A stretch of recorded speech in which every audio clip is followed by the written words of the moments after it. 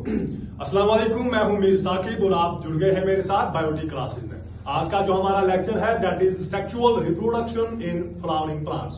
पहले हम बात करेंगे about the structure of flowers. अगर हम फ्लावर के स्ट्रक्चर की बात करते हैं, जब हम फ्लावर के स्ट्रक्चर को जब हम देखते हैं तो फ्लावर में हमें डिफरेंट स्ट्रक्चर्स को देखने को मिलते हैं। फ्लावर के अंदर पेटल्स प्रेजेंट होते हैं, फ्लावर के अंदर सेपल्स प्रेजेंट होते हैं और इसके साथ साथ male reproductive part that is called as stamen और इसी के साथ साथ female reproductive part that is called as carpel.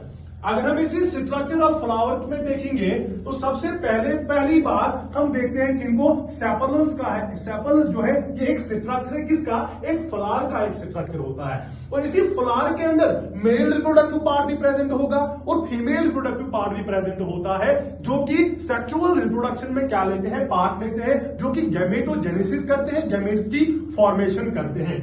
जो सबसे पहला part that is the sepal.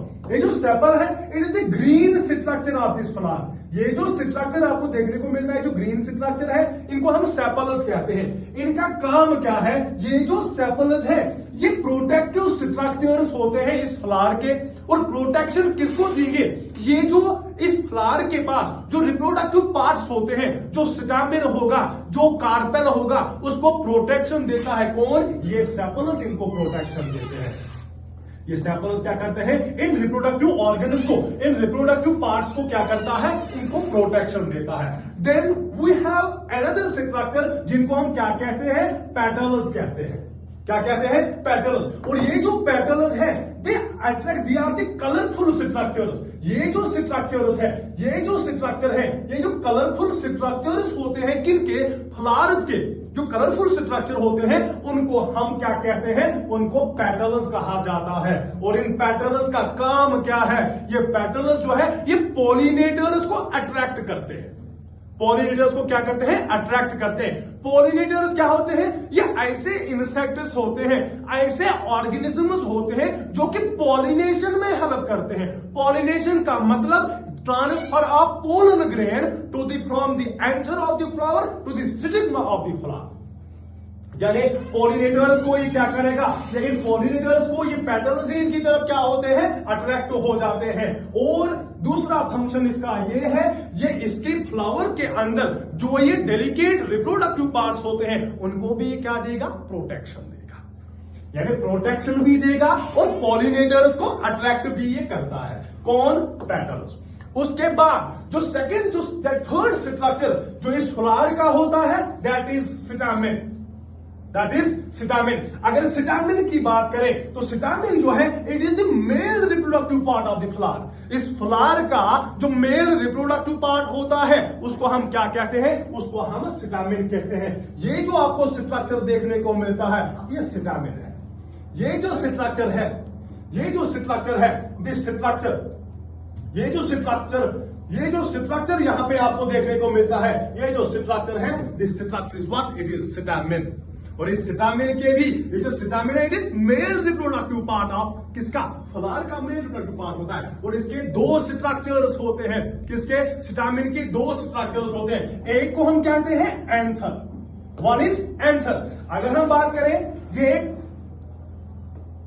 Stamen है, स्टैमेन का ये जो टॉप पोर्शन है, ये जो सुपीरियर रीजन है, this superior region is called as anther. इसको हम एंथर कहते हैं। और ये जो एंथर है, ये जो येलो कलर में दिखाया जा रहा है, ये जो एंथर है, इस एंथर के अंदर ही क्या प्रोड्यूस होते हैं? पोलन ग्रेन्स प्रोड्यूस होते हैं। किसके अंदर? एंथर के अंदर पोलन ग्रेन्स प्रोड्यूस होते हैं।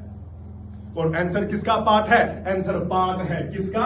स्टैमेन का पार्ट है, मेल रिप्रोडक्टिव पार्ट का, मेल रिप्रोडक्टिव सिस्टम का पार्ट है, जिसको आप एंथर कहते हैं। And it produces pollen. जो इस पोलन ग्रेन के अंदर क्या प्रेजेंट होते हैं? मेल गैमीट्स प्रेजेंट होते हैं। क्या प्रेजेंट होते हैं? इसके अंदर मेल गैमीट्स प्रेजेंट होते हैं इस एंथर के पास।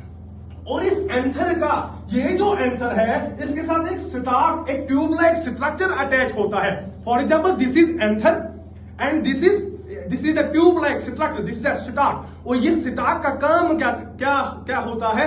ये इस एंथर को सपोर्ट करता है, इसको अपराइट रखता है, ऊपर की तरफ रखता है। और इस स्टार्क को, इस सपोर्टिव स्ट्रक्चर को हम क्या नाम देते हैं? इसको हम फिलामेंट नाम देते हैं। This is the filament. इसका नाम क्या है? फिलामेंट। और ये जो पार्ट है दिस इज एंथर। इसका काम क्या है? It is a supportive structure और इस एंथर को होल्ड करके रखता है। समझ आ रही बात? और इसी के साथ साथ अगर हम फीमेल रिप्रोडक्टिव पार्ट की बात करें तो फीमेल रिप्रोडक्टिव पार्ट फ्लावर का, इसको हम क्या कहते हैं? उसको हम कार्पेल कहते हैं। क्या कहते हैं हम इसको कार्पेल कहते हैं। और कार्पेल क्या है? It is a female reproductive part. किसका? फ्लावर का फीमेल रिप्रोडक्टिव पार्ट होता है। और इस कार्पेल के अंदर भी, इसके अंदर 3 स्ट्रक्चर्स होते हैं। कितने स्ट्रक्चर्स होंगे? 3 स्ट्रक्चर्स होंगे। First structure that is stigma. ये जो आप ये स्ट्रक्चर देख रहे हो ना, ये जो स्ट्रक्चर है this is what? This is carpel. This is carpel. और ये जो कार्पेल है इसका जो टॉप सुपीरियर जो स्ट्रक्चर है that is called as stigma. और ये जो स्ट्रक्चर है इसको हम स्टिग्मा कहते हैं। क्या कहते हैं? स्टिग्मा। और ये जो स्टिग्मा होता है it is a sticky structure, एक चुपचुपा होता है। और जब भी इसके ऊपर पोलन ग्रेन आता है इसको कैप्चर करता है। ये पोलन ग्रेन इस स्टिग्मा के साथ अटैच हो जाता है, स्टिक हो जाता है, यानी इसके कैप्चर करेगा किसको? पोलन ग्रेन इसको कैप्चर करेगा। Then we have this tube like structure जिसको हम क्या कहते हैं? स्टाइल कहते हैं। ये स्टाइल भी कार्पेल का ही पार्ट है।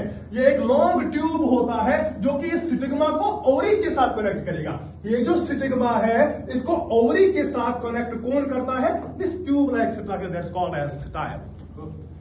समझ आ रही है बात? Now, the third part of this carpel that is called as ovary. Ovary जो है, this is a swollen part. ये जो रीजन है, ये जो पार्ट है, this is this swollen part. ये जो ओवरी है, it contains what? It contains ovules. इसके पास ओव्यूल्स प्रेजेंट होते हैं। जो ओव्यूल्स जब फर्टिलाइज होते हैं, इन ओव्यूल्स के अंदर फीमेल गमीट प्रेजेंट होता है। जब ये फीमेल गमीट जब ये फ्यूज होंगे, फर्टिलाइज होंगे, तो ये ओव्यूल जो है ये डेवलप हो जाएगा इनटू सीड्स। यानी इन ओव्यूल से क्या बनेंगे? इनसे सीड्स बनेंगे। और यहां से इससे सीड से ही जब ये जर्मिनेट होगा, जब ये इनको फेवरेबल कंडीशंस मिलेंगी, तो इस फेवरेबल कंडीशंस जब इनको सीड को मिलती है तब जाके एक सीडलिंग में ग्रो करता है, एक सीडलिंग डेवलप करता है, एक नया प्लांट बनाता है, एक नया ऑफस्प्रिंग प्रोड्यूस करता है। दैट मीन्स यहां पे रिप्रोड्यूस कर रहा है, रिप्रोडक्शन कर रहा है, एक नए ऑर्गेनिजम्स की प्रोडक्शन हो रही है। And that is sexual reproduction in flowering plants. Thank you.